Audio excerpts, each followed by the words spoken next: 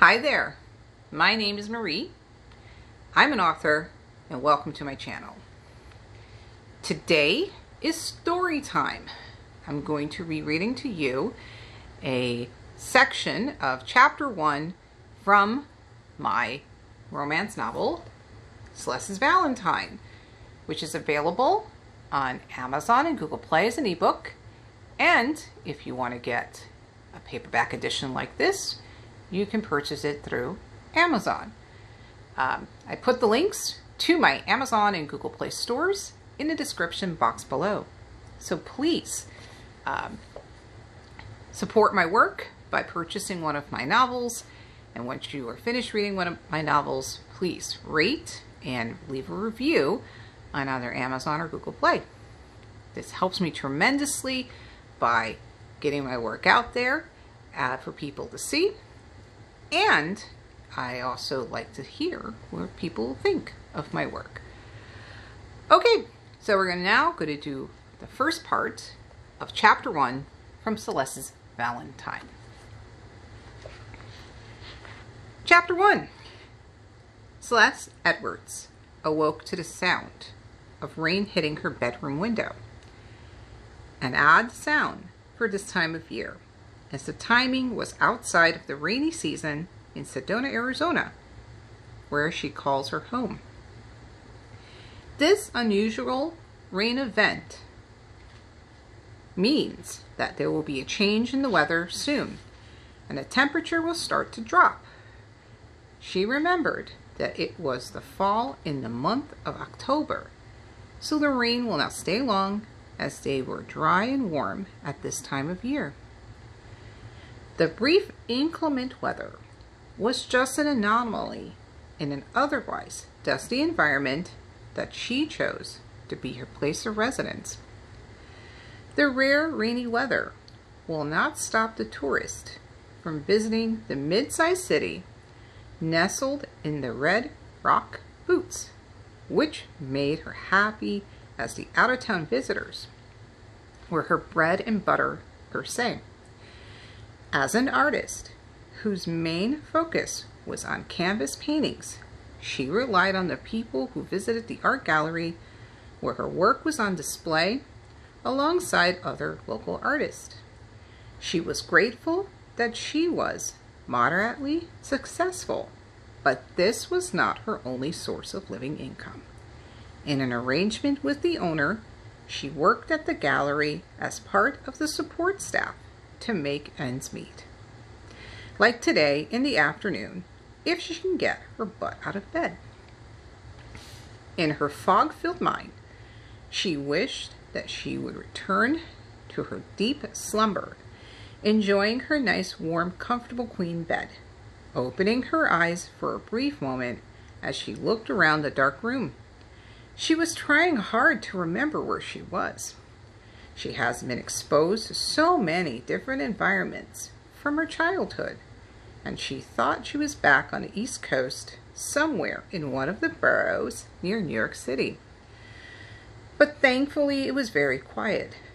No sounds of the traffic on a busy city street, with the beeping of car horns, or the blaring noise from her parents' radio, with the voices of DJs and heavy discussion of the news stories. Only blissful silence. Thank God I'm still in Sedona, she muttered aloud in gratitude in the quiet darkness and closed her eyes. She was happy with her decision to move out of her parents' home in Brooklyn a few years back to pursue her dream of being an artist. But it was not without its challenges. She tried to make it in her hometown, but she was not getting the notice like she was getting now. After getting a reading from a reputable psychic, she sold all of her pieces to make enough money to fly to Phoenix to take a chance on an offer from the art gallery owner in Sedona, who saw her work at an exhibit, and the owner now was her part-time boss. Any work that she created would be sold exclusively at Skylight, and at the other galleries owned by the boss's family in other parts of Arizona. When she arrived in Sedona, a ceramic artist couple took her in as a favor to her boss, and they treated her like a daughter. She was living in the quaint casita on their property, and they set aside space for her studio. With some of the little money she had with her, she created her first set of art pieces, a series of acrylic paintings of the Red Rock scenery around her new home on canvas. The blessings that were brought upon her after she took this leap of faith helped re-energize herself in the creative sense, and so far she has experienced some success. Slowly she established her name for herself in the local art community for her unique take on the Red Rock mountains and valleys. She took great pride in bringing her vision to life, as she found so much inspiration around her. She wondered if it was early enough for her to work on her art before heading to the gallery. As she rubbed the fatigue from her eyes, she peered over to the digital alarm clock on the nightstand to her left, where the display read 9:15 in the morning. She cursed aloud as she realized that she would not have enough time to paint. Making a disgusted face, she muttered, "Really? No time this morning?" Sighing out loud, she slowly arose from her sleeping position, kicking off the light gray bedsheet off, flipping the colorful quilt that kept her warm throughout the chilly night. Sitting up, she stretched out the kinks from her shoulders and back, took a deep breath, and arose from her bed with a padded headboard that she was proud of building it by herself. Now on her bare feet, the first stop was the window closest, and she pulled up the horizontal Roman shades.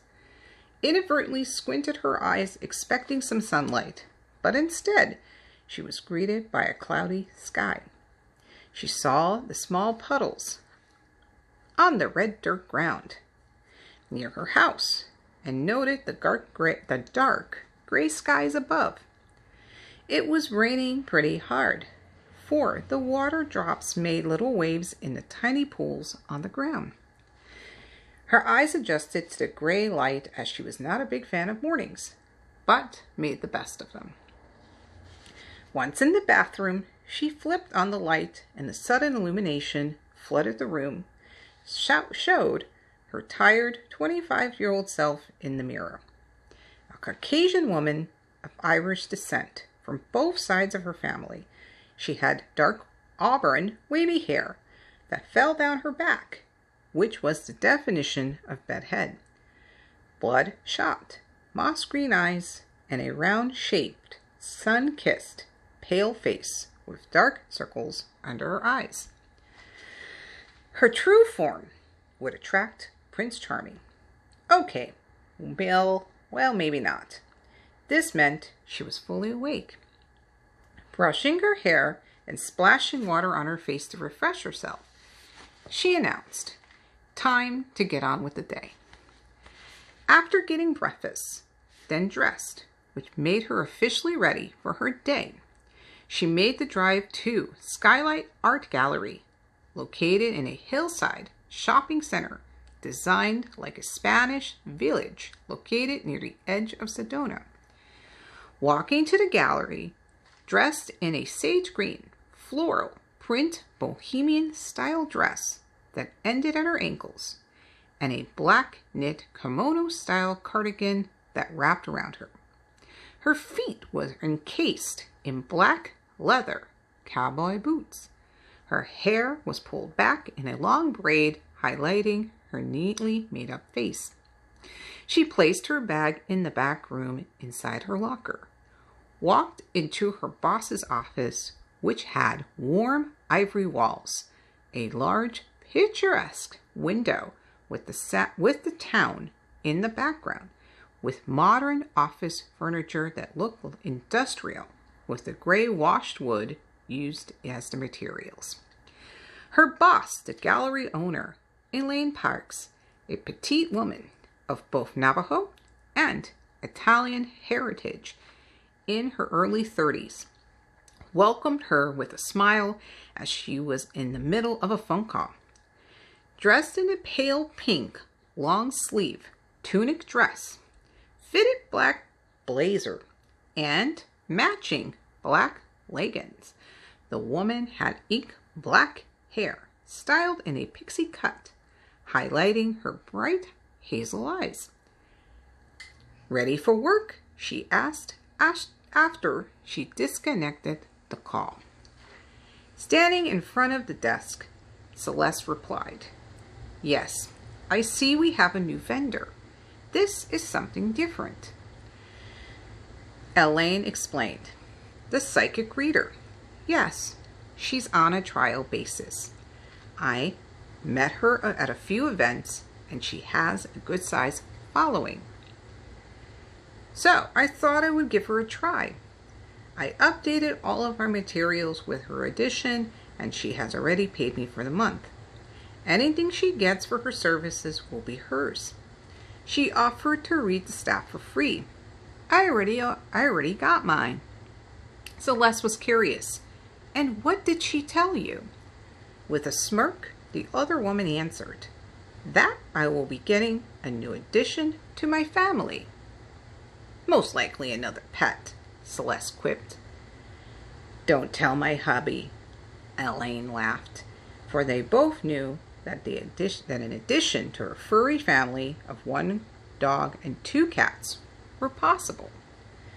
After catching up with her boss, Celeste left the office and walked the floor to make any needed adjustments to the spaces. She stopped at hers, which was filled with medium to large canvas paintings, and took out a duster to clean them off. This week was slow, and she was lucky that she sold a medium-sized acrylic piece for $200. Her small paintings and magnets located near the front counter were selling very well. Ideally, she would like her larger items to sell as well as them, and straightened up a few off-centered ones. Satisfied with the effort to pretty up her space, Celeste turned her attention to the new addition to the artist's row, who just finished a reading and resumed getting settled in. Elaine placed the woman in a secluded area, so both the psychic and the client had some privacy. A mandala flower tapestry was hung on the wall behind the woman, and lit salt lamps of different sizes were on the small tables in front of it. A hint of burning sage was in the air from a bowl on one of the tables. It was quaint, charming, and welcoming. "Hello, I'm Celeste. Welcome to Skylight." A young, curvy woman of Jamaican heritage, with her sable brown hair styled in long, skinny braids, brightly dressed in a sunny yellow shift dress with a white wrap around her shoulders, returned the smile and introduced herself. "Hello, I'm Helen." She placed crystals around her table on top of the sun and moon tapestry, as she noted, "It's a little slow today." Celeste explained, "Yes, unless it's the weekend, summer or holidays, we tend to be a little slow during the weekdays. We do have special events that brings in a nice crowd." Sitting down in a comfortable office chair, Helen picked up her tarot deck and started to shuffle. "Since we're slow, how about I read you 3 cards, because I feel like I need to give you a message." Pointing to herself, Celeste asked, "Me?" With a friendly yet enigmatic smile, Helen prompted, "Yes, you. Please, have a seat." Celeste looked over her shoulder to the front counter and saw that Elaine was with one of her colleagues, She knew that she would be covered for a short time, so she sat in the guest chair, facing Helen, who was shuffling away. Curious if she needed to do anything. Do I need to ask a question? Pleasantly surprised, Helen replied, "You've done this before." Shrugging her shoulders, as Celeste recalled the last time she had a reading, a few years back, to get some direction. And here I am. The psychic was clear about her going to the Southwest to plant her roots. A few weeks later, she met Elaine, and here she was in Sedona. Helen chuckled. "Well, I don't think you're going anywhere. Let's focus on this message I'm getting." She laid out the 3 tarot cards on the table and studied them. Celeste kept quiet, as she did not want to mess with the energy around them. She wondered what the message was. Her life was going well, but she knew it could be better. She was curious as to what Helen was going to tell her. "You've left a past that was very chaotic. The tie to it is still there, but you've worked to cut the cords connected to it. To me, it symbolizes your childhood, and you made your own path. You've been successful, and now it is time for you to be happy." To Celeste, what Helen was about right, and she confirmed, "I think I'm pretty happy." You are. You achieved the stillness that you've been seeking, but you're not truly happy. Helen saw the surprised look on Celeste's face and added, "I know it doesn't make sense, but let me explain." Celeste said, "Okay." Pointing to the middle card, Helen explained, "The present card indicates something is in motion behind the scenes. An old friendship that was special to you, but left unresolved. Like no real closure due to the chaos in the past. Something will prompt this person from your past to seek you out. I keep hearing card, like a card of some sort. I see the colors of red and pink with you." Searching her brain for a memory of a card, nothing was coming to Celeste. "I don't recall a card of some sort." "I wouldn't remember myself as well," Helen replied with a playful look. "That's nice to know," Celeste smiled, feeling a little relieved. Helen waved over the 3rd card. "The last card is your possible outcome on this event. A passionate love will come out of this reconnection, and you would need to make a choice." That surprising revelation took Celeste back. "A choice?" Taking a moment to listen, Helen replied, "Don't hear or feel anything on that. All I'm getting is that this relates to a card of some sort. Don't know if it's a greeting card, business card, or a shopper's reward one. This connection from your past that wasn't resolved. This person will be prompted to seek you out, and it's a card." Celeste laughed at the shopper's reward card part of her explanation. "You never know." With amusement in her eyes, Helen said, "True, stranger things have happened." Now Celeste was curious about the timeline of this. "Are you able to tell when or have an idea of timing?" "Timing is always changing, and I try not to pin a time in readings unless it keeps coming up. In your case, it's very soon, from now until the end of the year. I usually don't get that kind of timing, but it feels right for you. Just keep this in the back of your mind and live your life." "I will. Thank you," she expressed her gratitude. "You're welcome." Peering around Celeste's shoulder, Helen smiled and excitedly declared, "It's getting a little busy."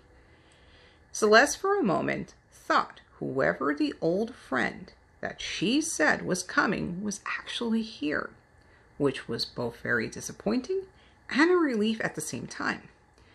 She commented, "Yes, it is." Some of the group was heading to Helen's space. Getting up from her chair, she said, "I better get to work.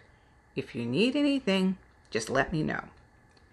She turned around to see a tour group walking through the front door, and after quickly studying their faces, she did not recognize anyone. Helen nodded to her as she reset her space for the tourists that walked in after Celeste left. Celeste heard Helen speaking to her potential clients as she headed to the front counter, greeting people on her way to it, looking at each person's face to see if she recognized any of them in the process. Due to her parents' gypsy mentality, she has been to so many places in her life and interacted with so many people. So far, no one was coming to mind, and following Helen's advice, she pushed the reading to the back of it. Until then, she will live her life. Okay, that was the first part of Chapter 1 from Celeste's Valentine, which again is available on Amazon and Google Play as an ebook, and the paperback edition is available on Amazon. Please, let me know in the comments if you want me to read the second part of Chapter 1 for Celeste's Valentine.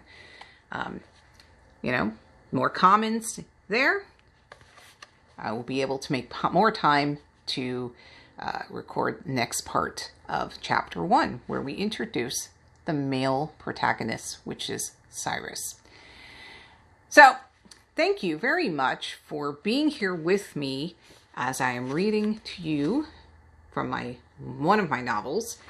There will be more story time, not only with this lovely book, but with other books as well. Now, I appreciate you being here and taking time to listen to my story here. Hope it prompts you to consider purchasing Celeste's Valentine, adding it onto your library. So please, if you can, by hitting the like button on this video, comment below, and if you haven't done so already, please subscribe to my channel for more videos like this, and I will see you again soon. Take care, and farewell for now.